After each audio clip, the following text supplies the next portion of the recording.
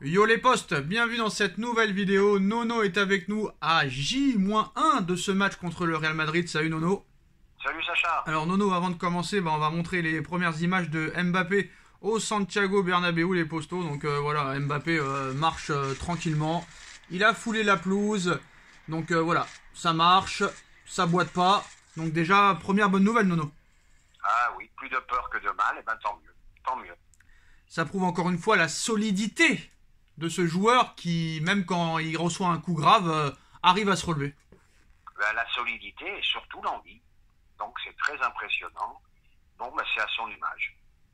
Alors bon, maintenant, est-ce qu'il sera à 100%, vu comment il marche, vu comment il s'entraîne on peut le penser quand même qu'il peut être l'atout fort quand même du Paris Saint-Germain malgré ce petit coup pris. Oui, j'ai vu les images au ralenti hier. C'est bon, ça fait mal, mais malgré tout, on a un peu exagéré. C'était une semaine, hein. Donc ça va quoi. Alors Nono, il y a plusieurs personnes qui ont été surpris de l'intensité mise à l'entraînement qu'on voit très peu en match. Eh ben écoute, c'est peut-être un bon signe, hein. Quand tu mets de l'intensité à l'entraînement, ça veut dire que tu vas mettre de l'intensité en match. Ils se sont mis en mode, là, je pense, en mode Ligue des Champions et gros match. Sauf qu'il y a un problème parce que Pochettino disait il y a quelques mois qu'à l'entraînement tout se passe bien, mais ils ne font rien en match, ce qu'ils font à l'entraînement. Eh ben, comme tu as dit une fois, je pense que tu as raison. Je pense que c'est de l'autogestion. D'accord, donc Voilà. c'est eux qui décident de Tout lancer la simplement. machine. C'est eux qui décident de lancer la machine. Malheureusement, hein, je suis obligé de penser ça. Hein. Donc Nono, bon on va pas se mentir, ça va être la compo classique, à part peut-être au milieu de terrain où il y a un point d'interrogation. Au milieu de terrain, on part sur du Verratti, Danilo, il y a un point d'interrogation sur Paredes ou Gay. Quel serait ton choix? Et je peux peut-être te surprendre. Je vais dire Paredes. Pourquoi je vais dire Paredes? C'est un vicieux. C'est un mec qui va arrêter. Quand il y aura le feu, il va arrêter. Il va faire des fautes qui sont très importantes.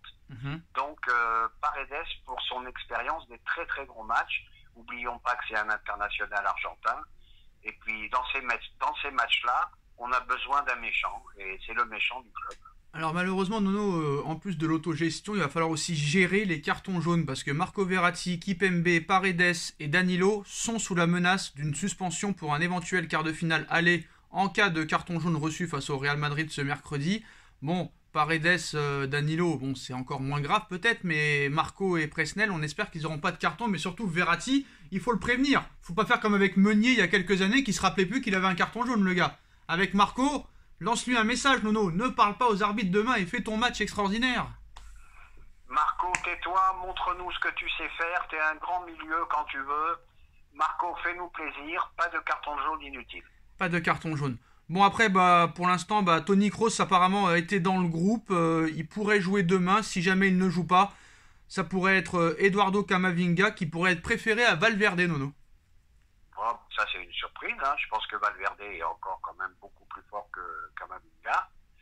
Et malgré tout, je pense que aussi il y a une petite part de bluff. Je pense que Kroos va jouer.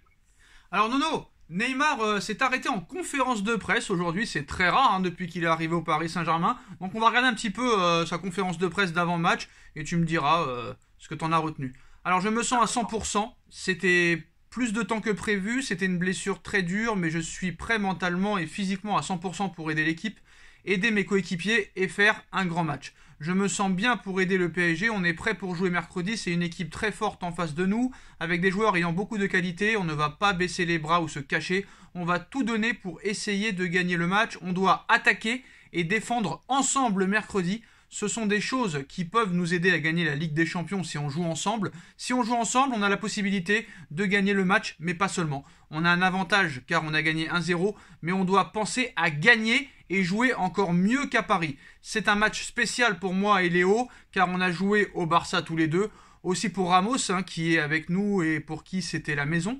Mais on est motivé, on a l'envie de bien jouer demain et de marquer l'histoire du Paris Saint-Germain. La finale est à Paris et c'est incroyable pour nous. Cela nous donne encore plus envie d'arriver en finale plus que jamais. Mais on doit commencer dès mercredi. Cela fait longtemps que l'on travaille et mercredi c'est une étape vers notre objectif. Alors moi ce qui m'intéresse sur les propos de Neymar, c'est qu'il dit il faut gagner carrément. Ça fait plaisir. Ben oui, ça fait plaisir. Mais le problème avec le nez, c'est qu'entre les paroles et les actes, il y a un monde d'écart. Ça c'est intéressant. Ça c'est intéressant. Et il y a secondes d'écart et le nez, qu'est-ce que tu veux que je te Le dise? quoi? La Le quoi? dernière- Le? le Neymar, je l'appelle le nez, moi. Ah, c'est pas le nez?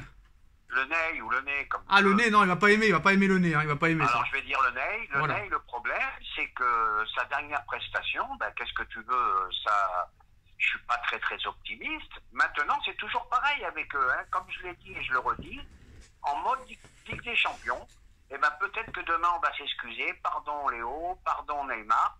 Peut-être que la Ligue 1, ils s'en battent les roues de nous. Non, mais on le sait, il n'y a pas de peut-être. Il n'y a pas de peut-être, on le sait. Mais bon, Voilà. quand tu vois son discours et quand tu vois ses performances, tu te dis, il peut pas faire pire de ce qu'il a fait à Nice, par exemple. Ah non, mais son discours est très bon. Bah, si vraiment, mais le problème, comme je t'ai dit, entre les paroles et les actes, il y a une grande différence. Mais je pense que demain, il est capable de faire un grand match. Alors, est-ce que tu penses, vu que la petite blessure de Mbappé, elle est sur le pied gauche, est-ce que tu penses que les bouchers du Real pourraient attaquer la jambe gauche pour vite éliminer Mbappé? Oui, c'est possible, mais il y a pas Ramos. Ramos est chez nous maintenant. Donc le seul qui faisait ça, c'était Ramos. Donc non, il n'y a pas de problème. Et puis je pense que la blessure n'était pas si importante que ça. Je pense surtout qu'ils ont eu très peur.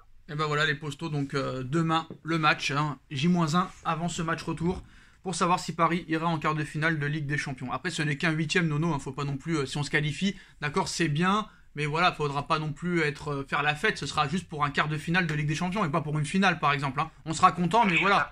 Je suis d'accord avec toi, mais c'est une affiche digne d'une finale. Quand même. Voilà, quand même. Après c'est vrai que c'est plus le même Real qu'avant. Bref. Voilà. Alors, Nono, les petites infos mercato, il y en a surtout une grosse.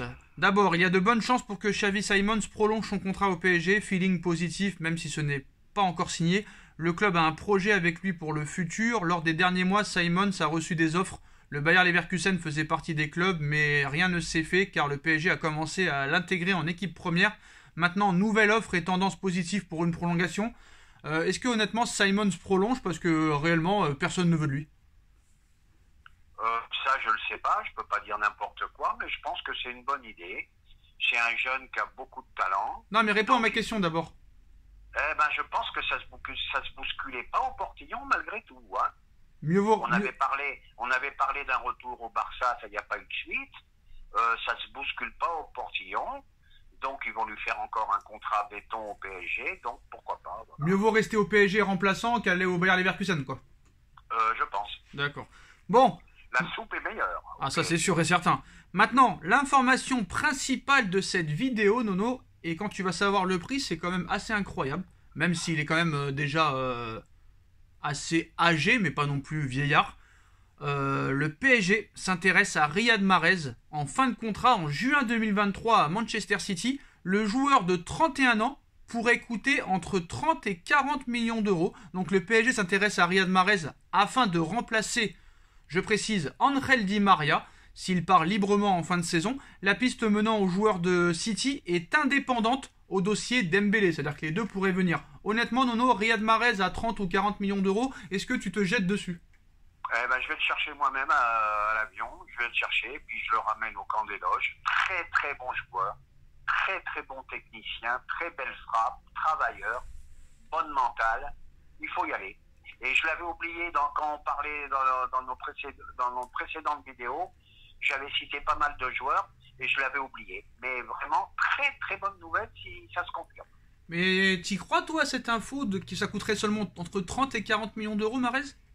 Ben, on peut pas demander plus. Il arrive à 31 ans, tu peux pas donner des 80 et 100 millions à des joueurs de cet âge-là, c'est impossible. Bah ça là, c'est possible que Liverpool en demande 100, hein. Ouais, Et rappelle-toi Hazard, 100 millions d'euros à 29 ou 30 ans. Oui, je viens de dire une grosse bêtise, là, je m'en excuse. Je viens de dire une grosse bêtise. Après, c'est vrai que voilà, 40 millions, c'est une affaire. C'est une affaire. Après, est-ce que Manchester City va accepter de vendre à leur ennemi parisien? Ouais, c'est possible. Là, il y a pas, c'est pas pareil que Real Paris. Là, bon, c'est des ennemis au niveau. Oh, je suis pas d'accord, moi. Je suis pas d'accord parce que eux, s'ils peuvent éviter de renforcer un concurrent pour la victoire finale en Ligue des Champions, ils vont pas se priver, hein. Bon, bah c'est toujours pareil, c'est le chéquier qui prime avant tout. S'il a une bonne offre, si Manchester City ne veut pas le reconduire et il a une bonne offre du PSG, bah il ira au PSG. Surtout que Mahrez, si je me trompe pas, dites-moi si je me trompe, vient de la région parisienne, non? Tout à fait, c'est un titi. Donc ça pourrait aussi lui donner envie de revenir voir sa famille. Enfin, c'est Titi, pas un Titi, il est pas formé au PSG. Hein. Non, mais c'est un Parisien. Quand je dis Titi, Voilà. ça veut dire que c'est un Parisien. Ouais, parce qu'il y en a beaucoup de Parisiens qui n'ont pas été au PSG. Hein. Oui, oui, je suis d'accord. Faut pas oublier que Paris a rejeté Samuel Eto'o au centre de formation. Hein. Faut le faire. Oui, il y a eu... Oui, oui, ça... Il y a eu beaucoup de choses comme ça. Mais voilà, c'est vrai que Riyad Mahrez, moi, je serais quand même assez satisfait. Pour remplacer Di Maria, oui, pas pour remplacer Mbappé. Hein.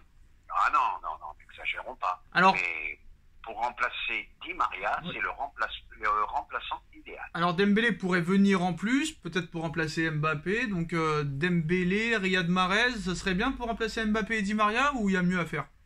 Ah, c'est pas mal, hein. Moi, je te dis franchement, ça me plaît beaucoup, hein. Ouais. Dembélé, Mahrez, moi, ça me plaît beaucoup avec un véritable avant-centre. Ça peut faire mal quand même, hein. Alors apparemment, il n'y aurait aucune discussion entre Rashford et le Paris Saint-Germain. Et Paris ne prendra pas de décision de remplacer Mbappé tant que Mbappé n'aura pas pris sa décision. Alors ça, j'y crois pas du tout parce que vous n'allez pas me faire croire que Paris déjà ne cherche pas en sous-marin un remplaçant à Mbappé. Franchement, c'est n'importe quoi. Mais oui, mais il travaille en coulisses. Voilà. Ils ne disent pas, mais il travaille en coulisses, bien sûr. Non mais la presse nous prend pour des cons quand ils disent non, Paris ne s'intéresse à personne pour l'instant. Bien sûr qu'ils s'intéressent. Franchement. Ouais, la presse, je l'écoute plus, je la regarde plus. Alors Nono, Voilà. je te trouve assez calme là, il faut que je t'énerve. Et on finira là-dessus. Il faut que je t'énerve. Le FC Barcelone. Bah, Erling, Ah non, non, j'en peux plus, là, du FC Barcelone. Erling Haaland aurait choisi le Barça. Voilà. Eh ben, bonne chance à lui. Qu'est-ce que tu veux que je te dise? Bonne Voilà. chance à lui. Je pense que...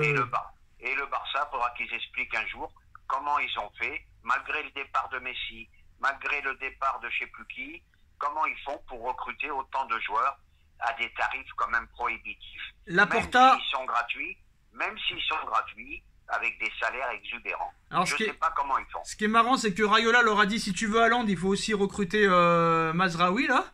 Donc Ouais. ils vont avoir les deux. Et en plus de ça, Laporta a clairement dit qu'il ne regrettait pas le départ de Messi. Oui, d'accord, ben ça je te l'ai dit, hein, il a mis une banane à Messi, ça c'est confirmé, mais c'est ce qui s'appelle une grosse banane. Moi je suis Messi, tant qu'il y a Laporta, je remets plus les pieds au Barça. Après, de quoi on parlait, tu me disais, pardon. Alors Haaland Sport avance en effet ce mardi après-midi que le Norvégien... Voilà ce que je voulais te dire. Alors attends, voilà. attends, que le Norvégien a fait son choix pour cet été. Le quotidien sportif espagnol assure que le buteur souhaite rejoindre le Barça. Les décideurs blaugrana considèrent, après leur récente opération séduction, qu'il est clair que le Scandinave a envie de revêtir la tunique du Barça la saison prochaine. Mais attention, un Sport est un média pro-barcelonais, donc attention. Oui, alors moi je vais te répondre pour en finir avec la vidéo. Eh ben je vais te dire ce qu'on fait d'Aubameyang, qu'est-ce qu'on fait de Fernando Torres, faudra m'expliquer. Ce Non, que c'est le Ferran joueur- Torres, c'est pas Fernando Torres, hein, c'est Ferran Torres. Ferran Torres, pardon, qu'est-ce qu'on fait de tous ces joueurs achetés à des prix prohibitifs? Qu'est-ce qu'on fait? Adama On rajoute- Traoré, Voilà, Adama Traoré. on Ousmane- rajoute Ousmane- un- bah, Ousmane- faudra Ousmane- m'expliquer Ousmane. comment ils font. Ousmane Dembélé, Eh ben voilà, Philippe Coutinho qui a été acheté 160 millions d'euros. voilà, faudra m'expliquer comment ils font. Comment ils font pour garder tout ça? Voilà. Et pour Comment recruter ils en plus. font, Et aussi, monsieur Christian Andersen qui pourrait aussi rejoindre le Barça libre cet été. Eh ben voilà, que ça continue. Eh ben écoute, faudra m'expliquer. Je pense qu'un jour, on aura les gros titres sur le FC Barça. Voilà. Voilà les postos, bah en tout cas, dites-nous en commentaire ce que vous en pensez. On like, on partage, on commente, on s'abonne. Et on se retrouve très vite hein, pour une nouvelle vidéo. Tchuss. Tchuss.